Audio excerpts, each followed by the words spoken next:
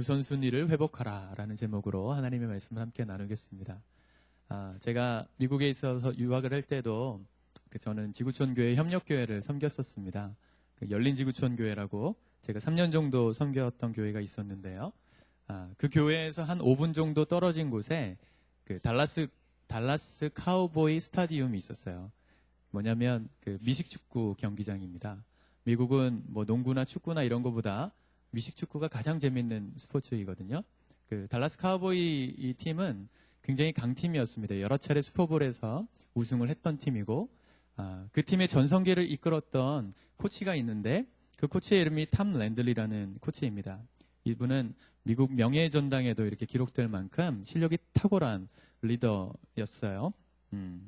아주 특별한 재능을 가진 스포츠 감독이었고, 뛰어난 성경 교사였고, 또 행복한 한 가정의 가장이기도 했습니다. 어느 날 그 기자가 이 탐 랜드를 인터뷰하면서 한번 물었습니다. 당신이 이렇게 행복한 이유는 무엇입니까? 이렇게 물었을 때 그가 이렇게 대답을 했다고 해요. 예수님을 믿기 시작하면서부터 그날부터 나는 올바른 삶의 우선순위를 따라 살아왔기 때문입니다. 이렇게 대답을 했어요. 기자가 다시 물었습니다. 그렇다면 당신을 행복하게 만들고 성공하도록 이끌었던 그 우선순위는 도대체 무엇입니까? 이 질문에 대해서 탐 랜들이 이렇게 대답했습니다. 첫째는 하나님, 둘째는 가족, 셋째는 미식축구입니다. 저에게 있어서 이 우선순위는 단 한 번도 흔들린 적이 없습니다.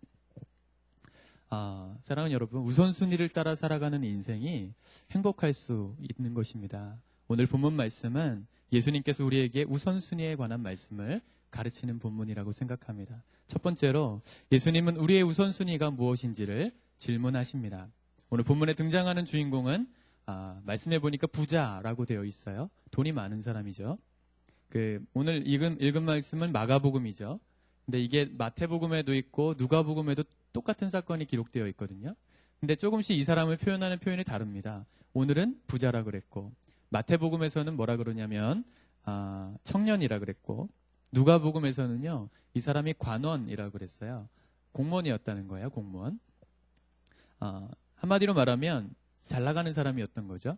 젊음을 만끽하는 사람이었고, 또 풍부한 돈을 갖고 있는 부자였고, 또 정치적으로도 성공해가지고 명예도 있는 그런 관원이었던 사람이에요.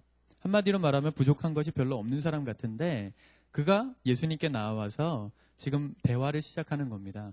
그 대화를 하면서 그 청년이 예수님께 10계명의 여러 항목들을 막 이렇게 열거해요. 19절을 보니까 내가 계명을 안 하니, 예수님께서 말씀하시는 거죠. 살인하지 말라, 간음하지 말라, 도둑질하지 말라, 거짓 증언하지 말라, 속여 빼앗지 말라, 내 부모를 공경하라 하였느니라.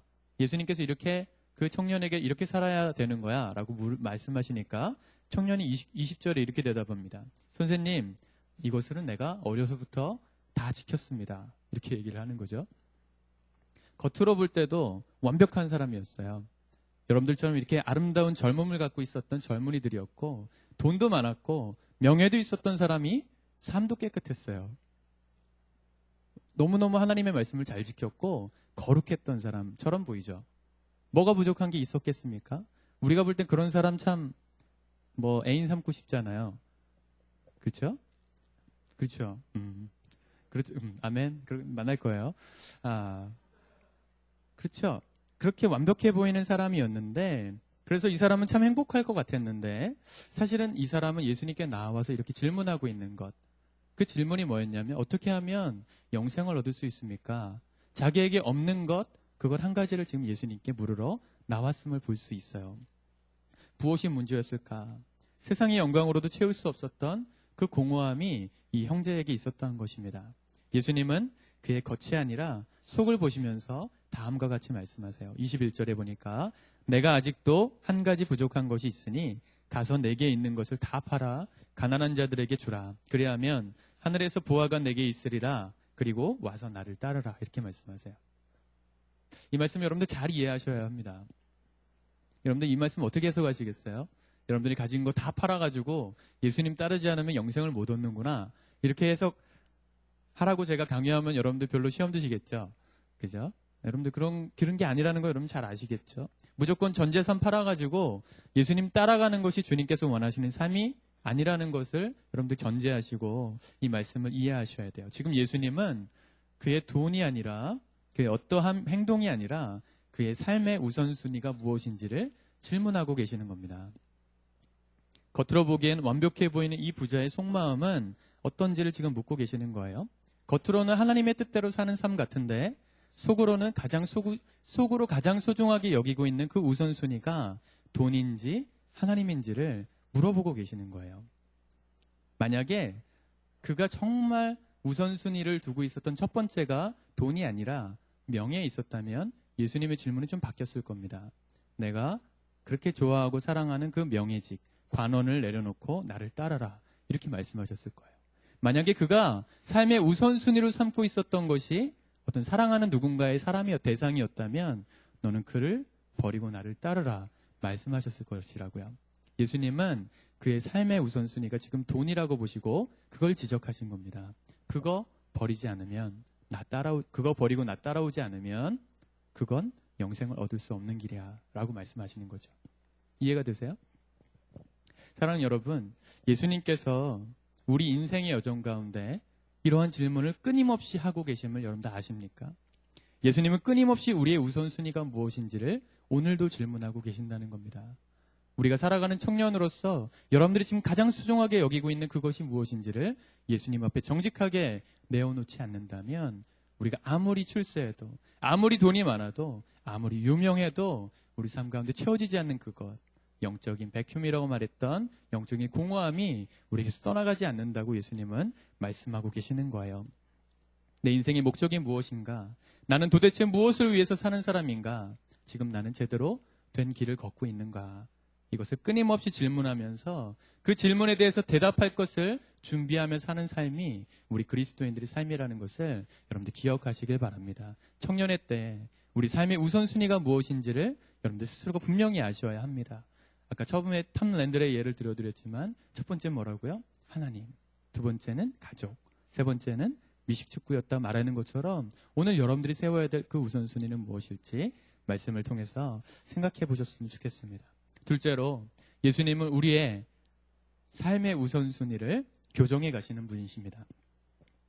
1979년에 그 소설가 이문열 씨가 썼던 사람의 아들이라는 책이 올해의 작가상 수상작 그것이 되었습니다. 1979년 사람의 아들. 다 읽어보셨죠? 그래요. 금시초문이에요. 요새 국어 시간에 안 가르쳐 주나요? 100만 권 이상 팔린 책인데 사람의 아들. 굉장히 사실은 기독교 내에서는 굉장히 이슈가 많이 됐던 책입니다. 왜냐하면 그 사람의 아들이 예수님을 상징하는 표현이거든요. 근데 뭐 기독교처럼 예수님을 믿어라 이런 식의 책이 아니라 오히려 그 반대의 책이었어요. 수상소감에서 이문열 씨가 이렇게 말했습니다. 오랫동안 사람들이 신들의 이야기를 하는 것을 나는 듣지 못했습니다. 혹 하더라도 그들은 쑥스러운 듯 수군거려 말했고 더러는 자기들의 은어로만 얘기했습니다. 그래서 내가 감히 말하려고 했던 것입니다. 내 목소리는 떨리고 내 얼굴은 달아올랐지만 그럼에도 불구하고 신은 우리의 영원한 주제 중에 하나입니다. 사람의 아들이라는 이 소설을 보면 신과 인간 사이의 어떤 관계를 다룬 굉장히 역작이에요. 깊이 있게 다룬 굉장히 역작인데 이문열 씨가 이 책을 통해서 던지려고 했던 메시지가 딱 이거 하나입니다. 정리해보면 이런 겁니다. 그렇지 않아도 어려운 인생인데 예수님까지 이 땅에 오셔서 부담을 주시면 사람들은 더 힘들게 되는 것 아니냐. 그거였어요. 믿으면 구원을 준다고 하지만 그러려면 또 믿는 수고를 해야 하니까 짐을 사람들에게 더 하시는 것이 아니냐. 가만히 있어도 지치고 때로는 숨쉬기도 힘든 그런 피곤한 삶인데 그런 사람들에게 이렇게 살아라 저렇게 살아라 그렇게 말씀까지 하시면 그것처럼 사람 괴롭히는 것이 또 어디 있겠느냐. 그걸 이 책에서 담고 있는 거예요. 여러분들 어떠세요? 여러분들이 이런 생각 해보신 적 없으세요? 그렇지 않아도 바쁜데 주일날 교회까지 나와서 예배 드려야 하나. 가진 것도 많지 않은데 헌금까지 드려야 하나. 예수님 믿는 게 도리어 나를 힘들게 하는 것처럼 느껴질 때가 여러분들에게도 있지 않습니까? 그 책에, 그래서 그 책이 굉장히 뜨거운 감자가 됐었습니다. 그 책을 읽었던 많은 사람들이, 그래, 맞아. 종교는 필요 없는 거야. 예수님은 이 땅에 우리를 고생시키러 오신 거야. 그런 걸 청년들에게 막 심어줬어요. 그래서 교회를 많이 떠났습니다, 실제로. 여러분들 어떻습니까? 그의 논리가 어떻게 느껴지세요? 타당한 것처럼 느껴지지 않으세요? 오늘도 지금 굉장히 피곤한 얼굴들로 앉아 계시잖아요? 그죠? 히터 좀 꺼주셨으면 좋겠는데. 거의 뭐 사우나에 앉아있는 듯한 느낌이에요. 여러분들 왜 이렇게 피곤하게 앉아 계세요? 일주일 동안 힘들게 사셨잖아요. 그렇죠? 굳이 뭐 이렇게 엄마가 가라 그래서 온 거예요. 뭐 그런 거예요? 저희 우리 교회 아직 등록은 안 했지만 일부 예배 때 꼭 나오는 자매가 있어요. 예전에 저희 교회 등록을 권유했을 때 세대된 교회로 간다고 등록을 안 받았었는데 매주 와요. 매주. 한 1년 왔어요. 1년. 대단한 것 같아요. 정말 대단한 것 같은데 여러분들보다 더 출석률이 높아요. 그런데 그 친구는 왜 교회를 나오는 걸까? 그 일부 예배, 9시 예배. 여러분들 오라 해도 못 오잖아요. 우리는 왜 이렇게 피곤하게 예수님을 믿어야 하는 것처럼 느껴지죠? 제자 훈련하시는 우리 친구들 있잖아요. 왜 나는 이 과제를 하고 앉아 있어야 하는 걸까? 왜 이 말씀을 여기 책에다 쓰고 앉아 있어야 하는 걸까? 이 나누지도 않는 이 말씀을 수십 절 되는 구절을 그런 마음이 들 때가 있지 않아요? 예수님 믿어서 여러분들 고생하고 있는 것처럼 느껴지지 않냔 말이죠. 그 임문열 씨가 그 책에 그걸 다루고 있어요. 도대체 예수님이 나를 위한 분인지 나를 괴롭히는 분인지 의문이 들 때가 있을 수 있겠다 싶습니다. 오늘 청년에게 예수님께서 말씀하고 계시는 도적질하지 말라, 살인하지 말라, 부모를 공경하라, 또 내 모든 걸 다 팔아 나를 따라라. 그렇게 말씀하시는 예수님의 명령이 오늘 청년에게 그와 같이 들리지 않았을까 하는 생각이 들었다는 것입니다. 그런데 여러분 그거 아세요? 오늘 예수님께서 그 청년에게 내게 오히려 한 가지 부족한 것이 있으니 라고 말씀하시기 전에 나온 성경의 표현이 있어요. 21절 말씀을 한번 띄워주시겠습니까? 제가 노란 글씨로 써놓은 데까지만 한번 읽어볼까요? 시작. 예수께서 그를 보시고 사랑하사 이르시되 그랬습니다.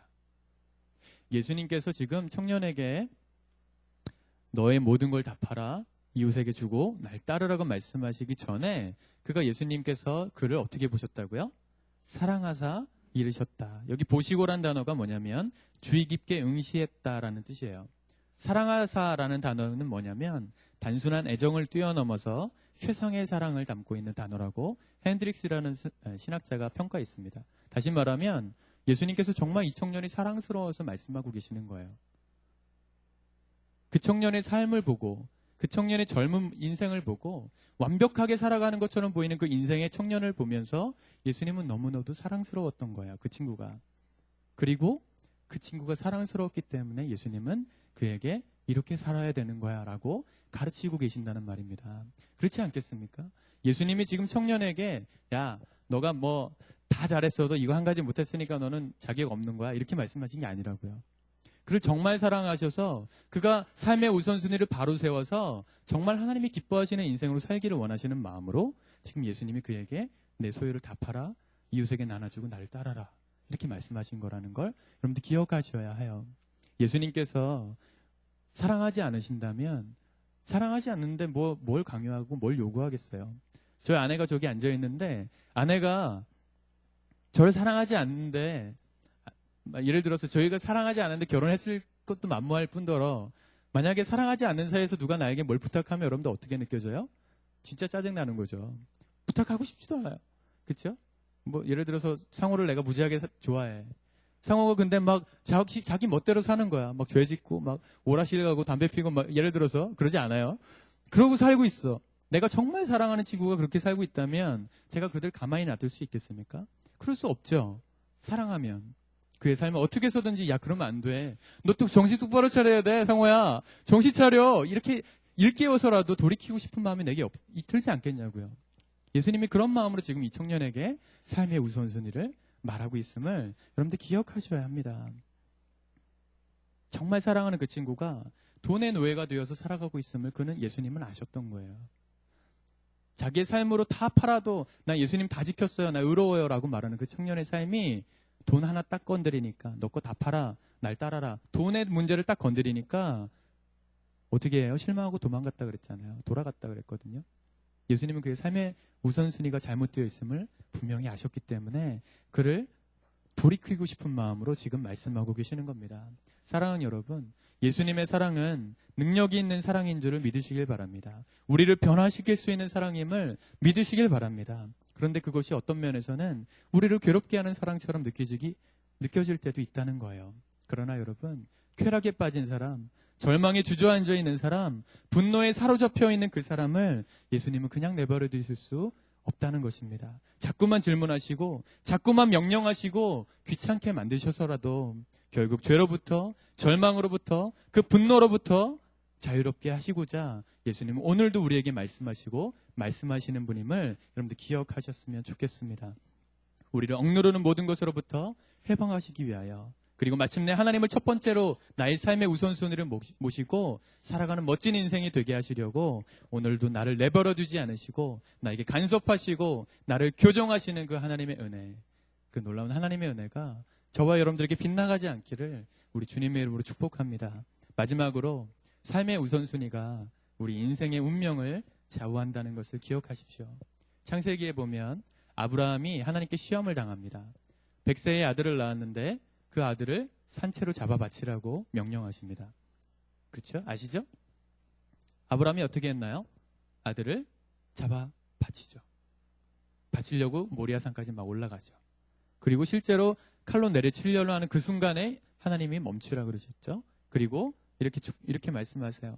아, 그래, 이제 알았다. 너가 아들보다 나를 더 사랑하는지 이제 알았다. 그렇게 말씀하시고 아들을 죽이는 걸 멈추라고 하셨어요. 좀 스토리를 연장시켜가지고 만약에 하나님께서 아브라함의 그 다음에 어떻게 하셨을까? 그래, 아브라함 너의 인생에 있어서 내가 첫 번째니까, 내가 최우선순위니까, 그래, 내 아들 그냥 죽여라. 그래, 죽이고 나만 섬기고 살아라. 이렇게 하셨을까요? 아니죠? 창세기 22장 16절부터 18절까지 같이 한번 읽어보겠습니다. 하나님께서 어떻게 아브라함에게 말씀하셨는가? 같이 한번 읽어봅시다. 시작. 내가 이같이 행하여 내 아들 내 독자도 아끼지 아니하였은즉 내가 내게 큰 복을 주고 내 씨가 크게 번성하여 하늘의 별과 같고 바닷가의 모래 같게 하리니 내 씨가 내 대적의 성문을 차지하리라. 또 내 씨로 말미암아 천하 만민이 복을 받으리라. 이는 내가 나의 말을 준행하였음이라. 아멘. 하나님은요, 이삭도 살려주셨고 그에게 큰 복을 주시고 후손을 번성시켜 주시는 복을 약속하십니다. 그리고 마침내 예수 그리스도의 조상이 되는 놀라운 은혜를 주셨죠. 하나님을 우선순위로 삼으니까 내 인생 망하는 것이 아니라 하나님의 복을 누리는 삶으로 걸어갔음을 보게 돼요. 이런 사람이 성경에 또 나옵니다. 수도 없습니다. 한 명만 더 예를 들어볼까요? 솔로몬을 아시죠? 솔로몬이 하나님 앞에 천번의 제사를 드리고 났더니 하나님이 솔로몬에게 나타나셔서 소원을 말하라고 말해요. 내가 너에게 뭐 하여 주기를 원하니? 그때 솔로몬이 대답했던 게 뭐냐면, 하나님, 저에게 듣는 마음을 주셔서 내 백성들을 올바르게 판단할 수 있도록, 이끌어갈 수 있도록 도와주세요. 그렇게 말하거든요. 하나님이 그 기도에 어떻게 응답하셨을까요? 그래, 지혜만 줄게. 이러지 않으셨어요. 어떻게 됐죠? 듣는 지혜뿐만 아니라 그의 삶 가운데 이렇게 약속하세요. 자기를 위하여 장수하기를 구하지 아니하고 부도 구하지 아니하고 자기 원수의 생명을 멸하기도 구하지 아니하고 오직 송사를 듣고 분별하는 지혜를 구하였으니 내가 내 말대로 하여 내게 지혜롭고 총명한 마음을 주노니 내 앞에도 너와 같은 자가 없거니와 내 뒤에도 너와 같은 자가 일어남이 없으리라.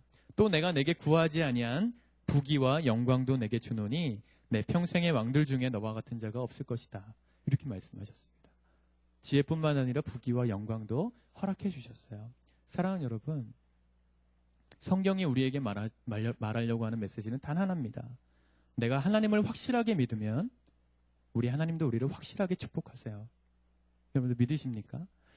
내가 하나님을 확실하게 믿으면 그 하나님은 나의 삶을 확실하게 인도해 가시는 우리 아버지 되심을 여러분들 믿으시길 바랍니다. 그런데 안타깝게도 오늘 본문의 말씀은 정반대의 경우를 보여줍니다. 22절 같이 한번 읽어보겠습니다. 시작.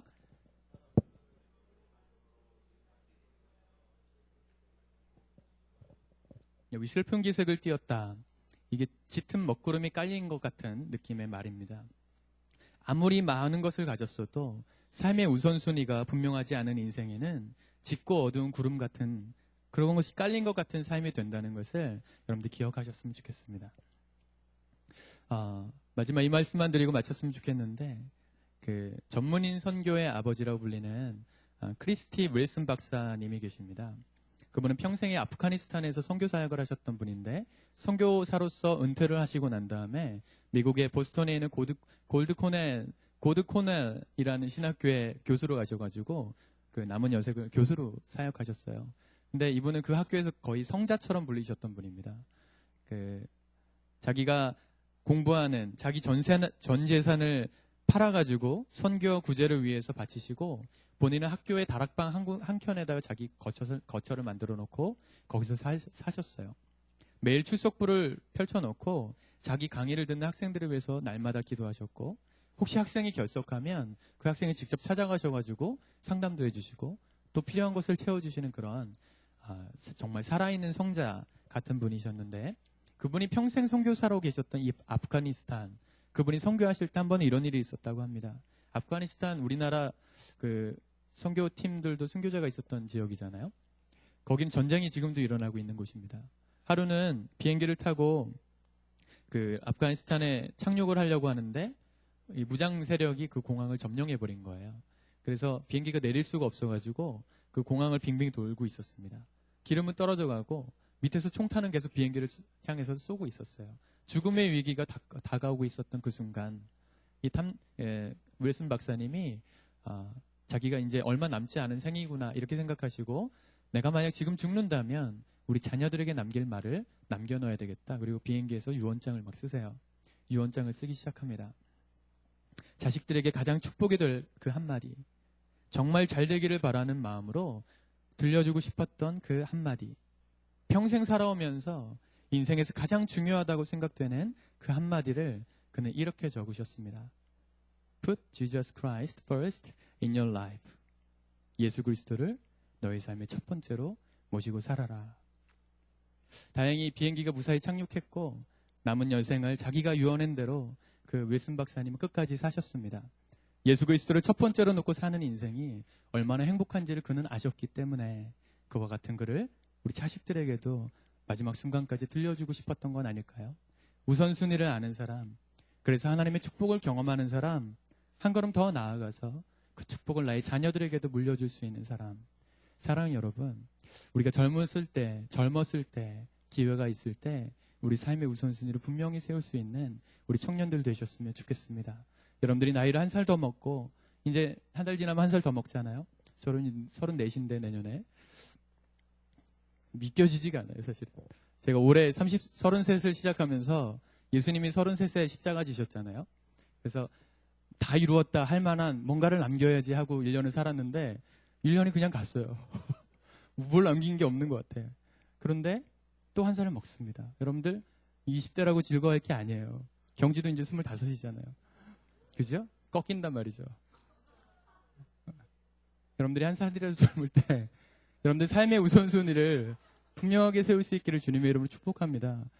내 삶의 우선순위 하나님을 나의 삶의 첫 번째로 모시고 사는 인생, 그게 얼마나 행복한지 여러분들의 삶을 통해서 여러분들의 자녀들에게도 말해줄 수 있는 삶을 산다면 그보다 더 행복한 삶은 없지 않을까요?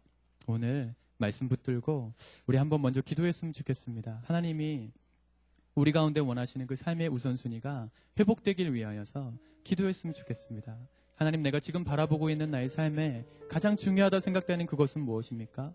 내가 하나님 이외에 다른 것을 잡고 있었다면 이 시간 내려놓을 수 있는 용기를 허락해 주옵소서. 오직 하나님만은 나의 삶의 우선순위 첫 번째 자리를 모시고 살아가는 인생이 되어서 아브라함처럼 솔로몬처럼 축복된 인생, 영광된 인생을 살아가는 우리의 삶이 되게 해달라고 이 시간 먼저 우리 합심해서 한번 기도하도록 하겠습니다. 함께 기도합시다. 하나님 감사합니다. 우리 사랑하는 청년들의 삶을